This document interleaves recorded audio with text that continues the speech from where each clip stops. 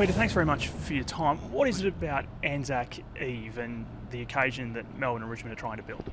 Oh, well, it's an opportunity for a celebration to recognise the night before ANZAC Day, and ANZAC Day is obviously a very important day on the Australian calendar, the Australian psyche, and also on the footy calendar, but we thought there was an opportunity that night before, and Richmond did that very well last year, and we're following it up this year. But it's just a traditional spot we'd like to get between Melbourne and Richmond. Melbourne's got the most number of players that were lost in wars, and Richmond have got a lot too. There's a strong connection between Richmond and Melbourne historically, so we wanted to just celebrate that opportunity. And it really, last year, I think, added to the occasion of the whole weekend, didn't it? I think so. I think it builds up the whole occasion and keeps the continuity through, and there's a lot of people going to be in Melbourne on ANZAC the night before, so I think there's an opportunity. I don't think in any way it takes away from the ANZAC Day game between Collingwood and Essendon, but it's just another opportunity to help Australians community understand more about ANZAC, and we're taking a slightly different approach this year to that effect. And giving the players and also the fans of Melbourne and Richmond the chance to be a part of such a sombre ceremony, which is different to the ceremony that we see on ANZAC Day at the G.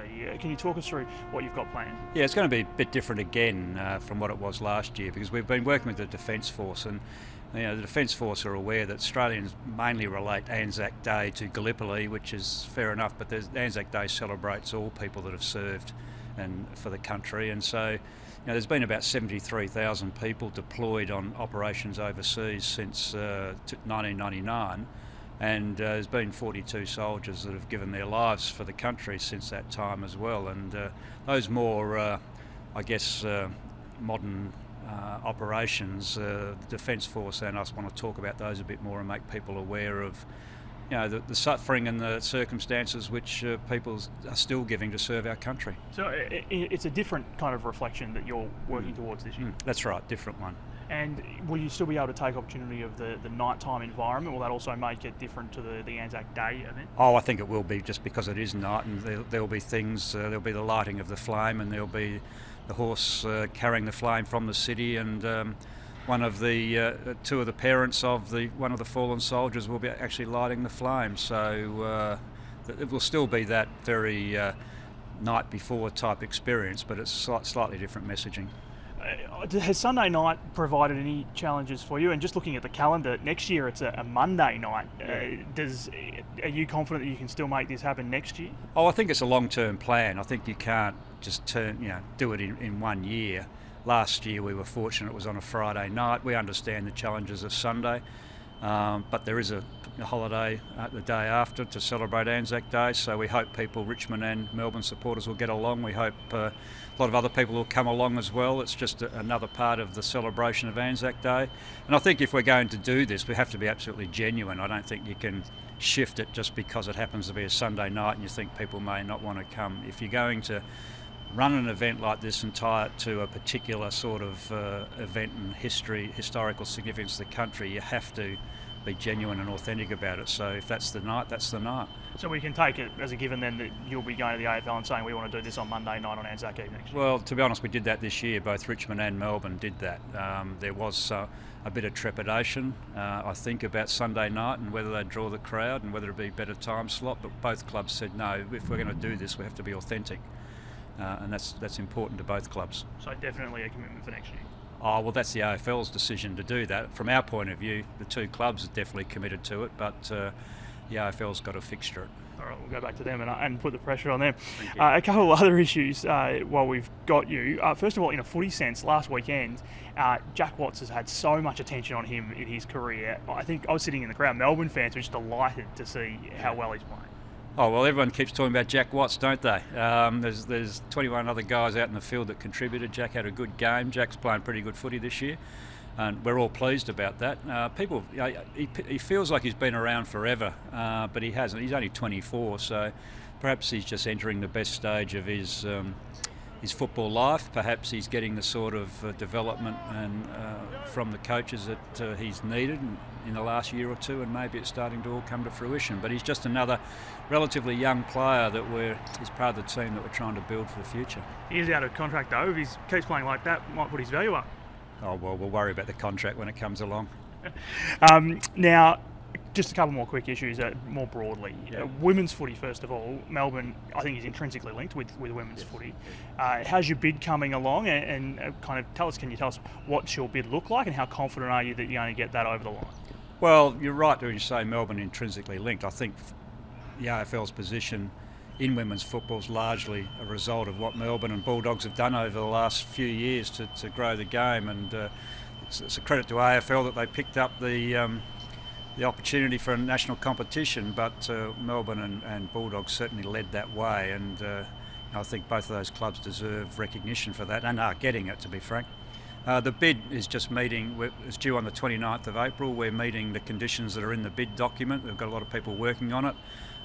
We're confident we'll get a licence, but we're certainly not taking it for granted. And how much of an investment is the club going to have to make? Like, I don't expect actual figures, but broad terms to get this whole program off the ground. Well, I think the investment's going to grow over the next few years. I think in 2017 we're talking perhaps about a 6 to 8 week competition in February, March before the AFL season starts, and that's sort of not a fully fledged competition with just 8 teams and 4 in Victoria, but the aim is to have a national competition, I think, of 18 teams by 2020, and I don't know how quickly we're going to progress towards that, probably as quickly as the talent comes along to make the product really good. So I think you'll see that the growth of investment, I don't think it'll be that significant from a club's point of view in, say, 2017, nothing that a club can't afford, but the plan has to be to gear that up over the years towards 2020. The sponsors are lining up. Is that, I mean, you hear that anecdotally. Is that true? Sponsors are keen to be involved? I don't know if they're lining up. I think they're interested in to see what we do. I think, women obviously are 50% of the population, and as we like to think, 81% of the buying decisions are made by women. So sponsors are going to be interested in being able to connect with women. So I think there's a lot of companies out there looking, but I don't know if they're lining up. I haven't got, they're not knocking on the door frantically trying to get involved. But they're welcome to. Oh, absolutely. And geographically now moving out, you kind of see where I'm going. I'm getting to China, but on the way there, the Northern Territory, you've had a relationship with them. I think that's up this year. Where's that at? Well, the agreement is between the AFL and the Northern Territory government to play games, and at the moment that agreement is for 2 games a year, and that expires at the end of this year. Any agreement past this year has to be a new agreement, and the Northern Territory government and the AFL are in discussions at the moment. So they're the parties that make the first agreement. After that, the AFL come to us and say, well, do you want to play games or a game up in Northern Territory? So that's how it works. So we're not actually a party to that negotiation, and I'm sure they'll work it out over the next month or so. Do you want to continue playing games there? Oh, I think at this point in time, the question is whether there's 1 or 2 games, and that's a question for government budgets and for AFL fixturing, so they need to work that out. But if there was one game up there, I think we would. We've been up there for a long while. We've got a talent academy coming in Alice Springs that the AFL's allocated to us, and we do work in Darwin and got good relationships up there, so I can see the future of one game, yes. And moving on from that then, up to China, you guys have had a relationship with China, and particularly Chinese companies in the past. If you were to only play 1 game in the Northern Territory, could that then open up the door to being a party to the Chinese game that Port's floating? A lot of people have asked me about Melbourne's interest and involvement in China ever since the announcement was made by Port Adelaide and the AFL last week, and I can understand why they're asking us, because China Southern Airlines is the 3rd largest airline in the world, and it's our 2nd major sponsor of the club, and we've got a couple of other relationships with China. So I understand why people are asking the questions, but to be absolutely frank with you, I didn't even know what the announcement was before it was announced, just like anyone else in the industry. So no one spoke to us before that announcement. I haven't had any formal conversations with the AFL since the announcement. So it's hard to be interested in something you don't know actually what it is.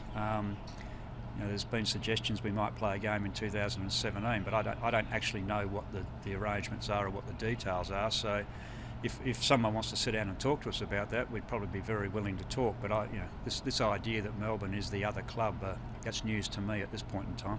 What broadly then do you think of the idea? Well, I think there's a lot of things that have got to be worked out. I mean, it's not a bad idea at all. but I don't think it's an idea that can be rushed. I think 2017 surprises me a little bit. There's also the weather factor because May, June, July, areas like Guangzhou and Shanghai have weather that's comparable to Darwin in February. So you don't want to be playing games through there in the middle of your season and affecting the future performance of your team. So you're going to have to address that. So there's a timing issue. It would have to be, to my way of thinking, to the front end of the season. So then I don't see a venue being ready by then. It's not very far away, the front end of next season. And there's, of course, the financial return. So there's a lot of things to talk about. But the most important thing is that you can't do anything that's going to compromise the performance of your team subsequent to playing a game in China. It's potentially not the game in China itself that's the problem, it's the weeks that follow that. And just finally then, being the CEO of the Melbourne Football Club, and it's such a roller coaster ride, I guess, and it has been in your time here so far. Are you starting to feel now that things have really settled? The transition plan with Paul Roos seems quite stable and all sorted out. Are you feeling pretty content? I mean, obviously wanting more, but happy with where things are at right now? Certainly not content, but I think our off season in the second half of last year's calendar year was very important for the whole club. It's not just the footy team and the players, it's the whole club believing this club is going to be a strong club and a club for the future. And there's a few things we did last year with our brand strategy, unveiling a new visual identity, taking over Melbourne to do that, the results we got in the trade and bringing in players like Clayton Oliver and the like, and then showing we can be profitable.